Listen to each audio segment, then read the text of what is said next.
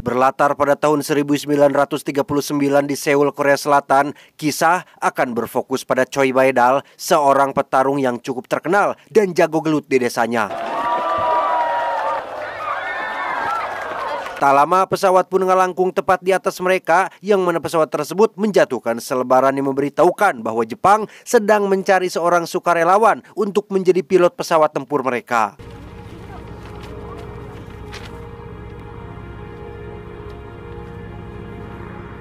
Singkat cerita, Choi pun berangkat ke Jepang dan menjadi sukarelawan selama bertahun-tahun. Seiring berakhirnya Perang Dunia Kedua, Choi ternyata tidak pernah sekalipun menyentuh pesawat sama sekali, sehingga impiannya untuk menjadi pilot kandas begitu saja.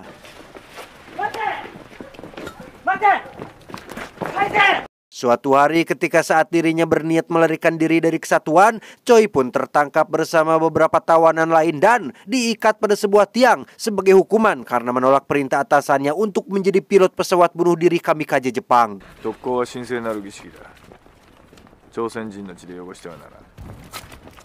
Di tengah serangan yang memborbardir markas mereka, muncullah seorang jenderal yang sangat disegani bernama Jenderal Kato. Ini orangnya. Sebenarnya Jenderal Kato ini adalah orang yang masih punya hati nurani, dan hal itu dibuktikan saat beliau menyuruh anak buahnya untuk melepaskan para tawanan. Namun dengan bodohnya, salah satu tawanan yang bernama Chun Bai ini pun malah memaki Jenderal Kato karena merasa telah ditipu dan dimanfaatkan sebagai pasukan bunuh diri oleh kesatuan yang dipimpinnya.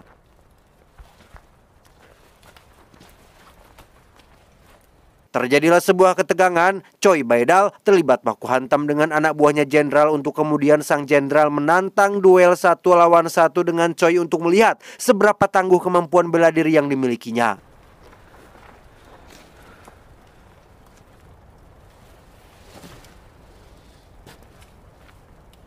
Dengan prestasinya sebagai tukang gelut paling jago di kampung, Choi Bae-dal pun harus menerima kekalahannya tatkala sang jenderal menghajar habis-habisan, sehingga sudah jelas bahwa Choi memiliki kemampuan bela diri jauh di bawah sang jenderal Kato yang gagah nan elok.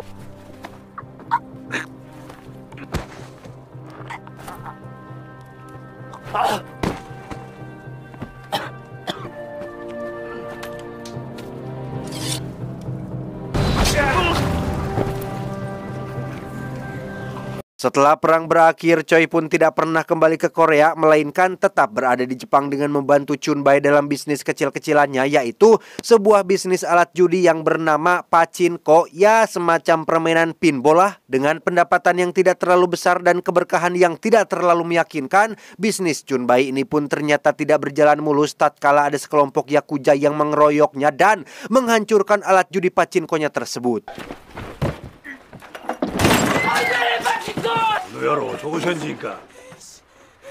Dan ya, muncullah Choi Bae-dal dengan kemampuan bela diri setengah matangnya, di mana ia sempat menghajar beberapa anak buah dari si ketua yakuza, namun harus berakhir dengan momen yang sangat memalukan, yang mana ketika Choi hampir mati oleh sebetan pedang si ketua yakuza, Choi pun mengompol di celana sampai air kencingnya menggenang di atas tanah dan mengotori sepatu dari si ketua yakuza tersebut.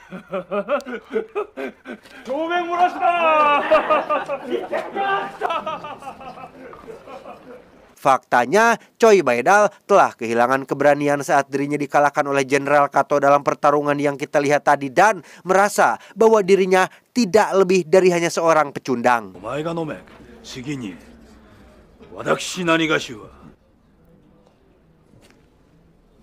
Hal itu dibuktikan saat Choi dengan sukarela menjilat air kencingnya sendiri pada sepatu si ketua yakuza sebagai permohonan maaf karena telah berani menantang kelompok yakuza tersebut.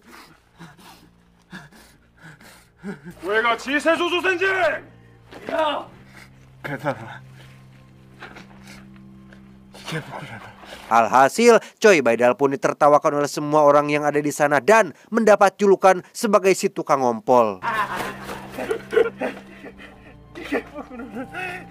Saat Choi lari, muncullah seorang pria dengan tangan kiri yang buntung, namanya Bomsu. Ini orangnya, selain orang Korea sama seperti Choi Baidal, Bomsu ini ternyata adalah salah satu ahli bela diri yang cukup kuat, di mana beliau mampu mengalahkan semua anak buah si ketua Yakuza sampai terlibat adu pedang dengan si ketua dengan si ketua Yakuza itu sendiri.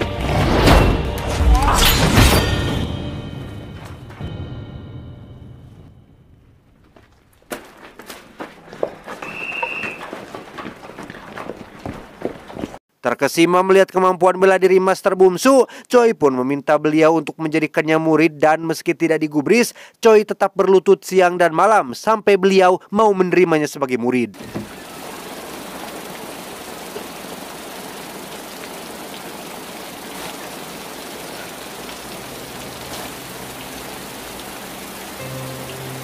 Melihat kayangnya niat Choi, Master Bomsu atau biasa dipanggil Master Su pun memberikan sebuah buku bela diri yang ditulis oleh seorang samurai terkenal bernama Miyamoto Musashi, di mana Master Su juga mengatakan sebuah quote yang terinspirasi dari seorang ninja terkuat yaitu Naruto Shippuden bahwa keadilan tanpa kekuatan adalah hampa, tapi kekuatan tanpa keadilan hanyalah berupa kekerasan, tidak pakai anjay. 힘 없는 정의는 무능력이고 정의 없는 힘은 폭력일 뿐입니다.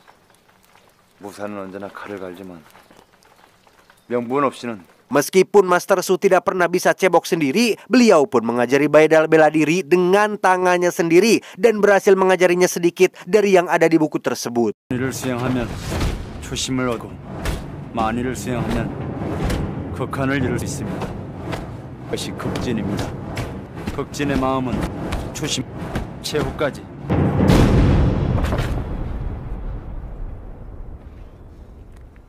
Suatu hari ketika Choi dan Chunbai sedang promosi usaha judinya, Choi pun dikejutkan dengan kemunculan Jenderal Kato yang sekarang sudah tidak jadi jenderal lagi, melainkan sudah menjadi ketua dari persatuan karate yang ada di seluruh penjuru Jepang. Dan tentu saja, Choi masih dihantui bayang-bayang benguk beliau karena telah mengalahkannya dalam pertarungan waktu itu.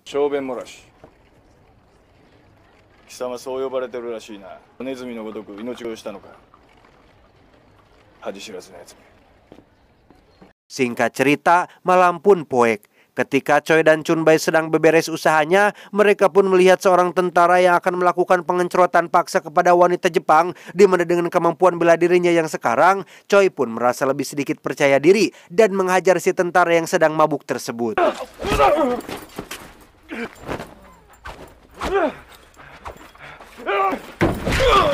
Holy fuck, James, are you okay?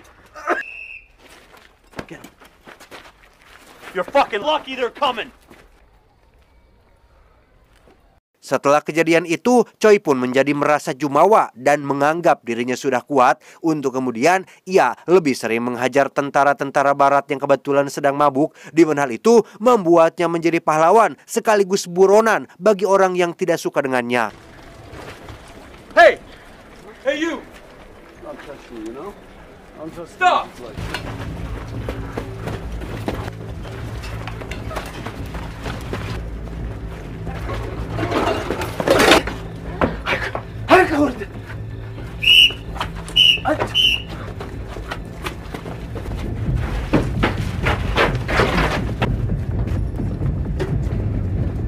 Suatu hari ketika Choi sedang berada di luar, para Yakuza pun datang ke tempat Master Su yang kebetulan sedang sendirian di tempat sirkusnya atau bisnis kecil-kecilannya, di mana para Yakuza tersebut menghajarnya beramai-ramai sampai beliau tewas dengan kondisi yang cukup mengenaskan.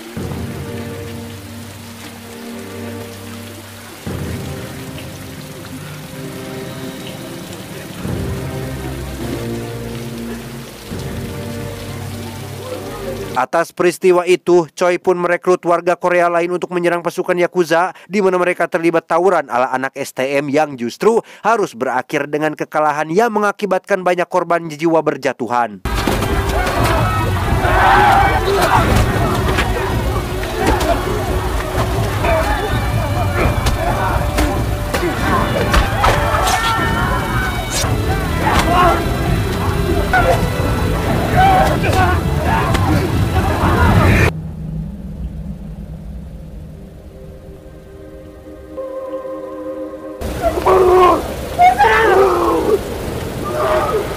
Setelah serangkaian kejadian buruk yang dialaminya, Choi pun merasa bahwa dirinya tidak cukup kuat untuk melindungi orang-orang terdekatnya untuk kemudian memutuskan untuk naik gunung dalam rangka memperdalam ilmu bela diri karate aliran Kyokushin.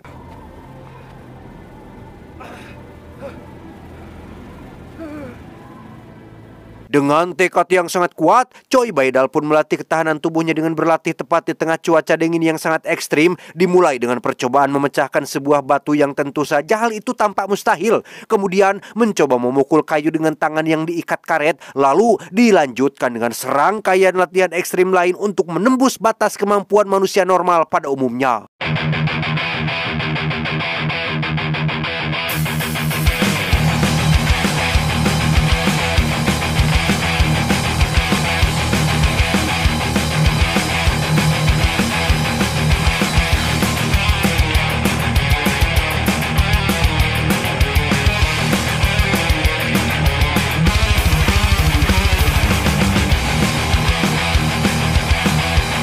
Setelah berlatih selama 3 tahun dengan 100 kali push up, 100 sit up, 100 squat, dan lari sejauh 100 km setiap hari, kini saatnya Baidal turun gunung untuk menguji seberapa mematikan pukulan yang bisa dilayangkan oleh tangannya tersebut.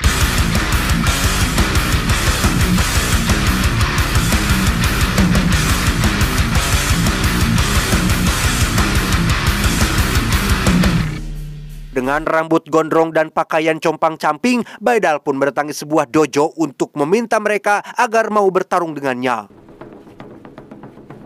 私は空手を修行をしているチェ・ペダルと申します。池袋の小便の嵐の分際で道場荒らしに来るとは。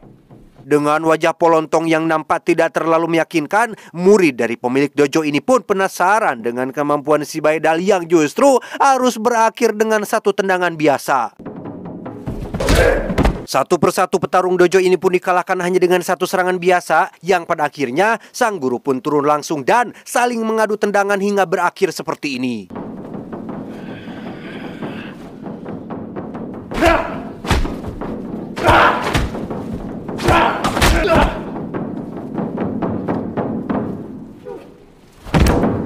Alhasil, Choi Baidal pun masuk berita di koran dan dianggap setara dengan Miyamoto Musashi, sang petarung sejati, hingga hal itu membuat sang ketua karate Jepang atau Jenderal Kato kesal dibuatnya. Miyamoto Musashi no yona dojo yaburi wa Baidal gotoku no chousenjin no gaki ni shite yarareru to. Dari situ, Baidal pun semakin murang-maring dan semakin ubak-abik dengan mendatangi semua dojo yang ada di Jepang, dimulai dari sabuk putih sampai sabuk hitam, semua dapat dikalahkan dengan mudah oleh si Choi Baidal ini.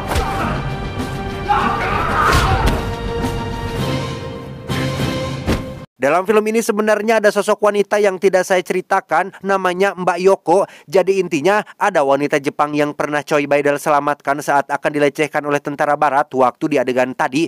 Cuman gimana ya bro, kalau ada unsur wanita dalam action itu jadi seolah melepaskan karakter kuat dan brutal si tokoh utamanya. Apalagi melakukan pengenceritan, adrenalin ke actionnya itu jadi berkurang. Contohlah John Wick dan Equalizer, terus ada Boyka di film Undisputed. Tanpa wanita, mereka menjadi sosok yang sangat amat kuat di dalam filmnya.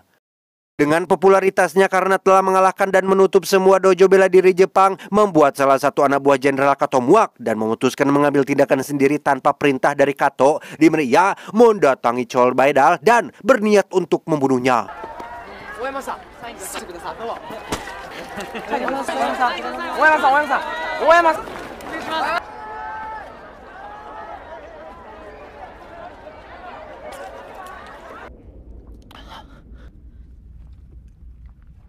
Terjadi pertarungan tak seimbang ketika Choi Baidal harus melawan sebuah pedang dengan tangan kosong, di mana saat tangannya terluka dan bahunya ditusuk, Choi Baidal pun melayangkan sebuah pukulan biasa yang membuat si anak buah Jenderal Kato meninggal dengan posisi berlutut.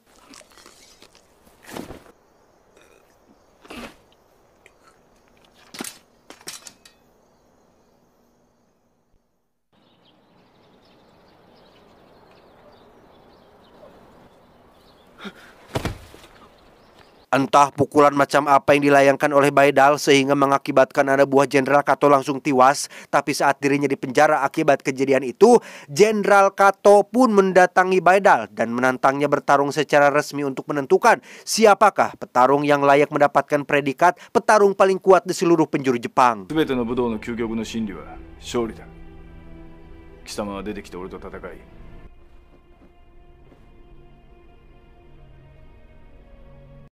Merasa bersalah karena telah membunuh seseorang, Baidal pun mendatangi keluarga si anak buah Jenderal Kato yang mana akibat perbuatannya, kini istri almarhum menjadi seorang janda beranak satu.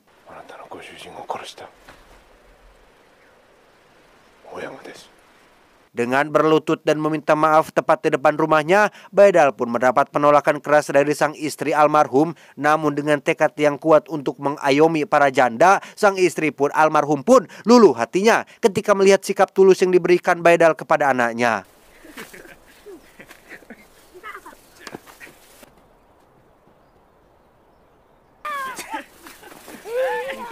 Tak disangka muncul Chunbei yang bermaksud untuk menjemput Baidal perihal dirinya yang kabur dan menolak tantangan dari si Kato, di mana Baidal tetap menolak bertarung karena tak ingin menyakiti orang lain lagi. Aku 도망을 치려고 하는 긴데 와 도망가려고 와! 네 진짜 모르겠나? 네가 할 일이 뭔지? Pada akhirnya semua itu berubah ketika sang istri almarhum mengatakan bahwa Baidal harus kembali bertarung dan menjadi inspirasi bagi semua orang, termasuk anaknya si wanita yang ternyata diam-diam mengagumi sosok kuat Baidal selama ini. 彼らの挑戦に応じてください。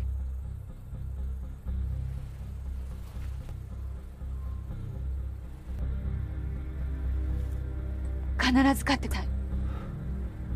Dengan semangat yang diberikan oleh si Mbak, Baidal pun berangkat menuju lokasi yang telah ditentukan, di mana di situ sudah ada si Kato bersama puluhan murid-murid bela dirinya.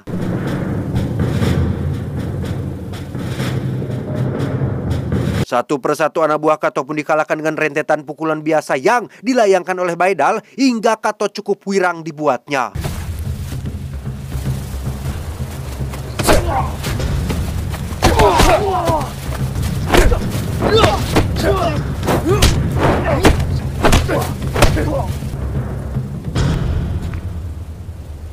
Dan tibalah saatnya pertarungan yang tunggu-tunggu, yakni Baidal versus Kato tidak pakai K.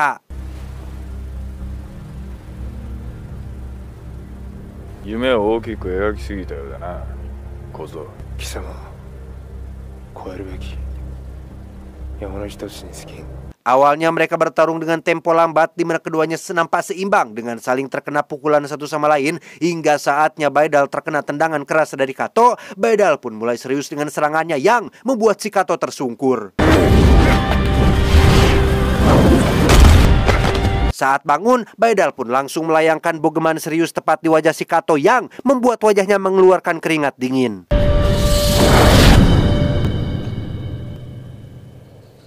Pada momen ini, Baidal dengan sengaja membatalkan pukulannya karena sudah tahu bahwa Kato sudah pasti mati jika dikenain. Namun tetap saja hal itu membuat Kato terlihat sangat ketakutan setengah mati dan itu terlihat dari tubuhnya yang cukup gemetaran.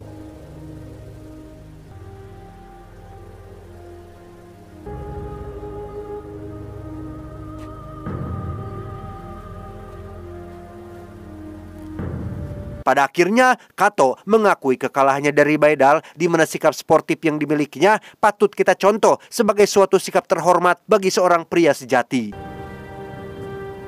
매번 새로운 강적을 찾아 나선다. Setelah menjadi orang paling kuat di Jepang dan karena tak ada lagi yang sanggup bertarung dengannya, Baidal pun mencoba tantangan baru dengan bertarung melawan seekor banteng dan berhasil mematahkan salah satu tanduknya sehingga momen itu menjadi sangat viral di seluruh penjuru dunia.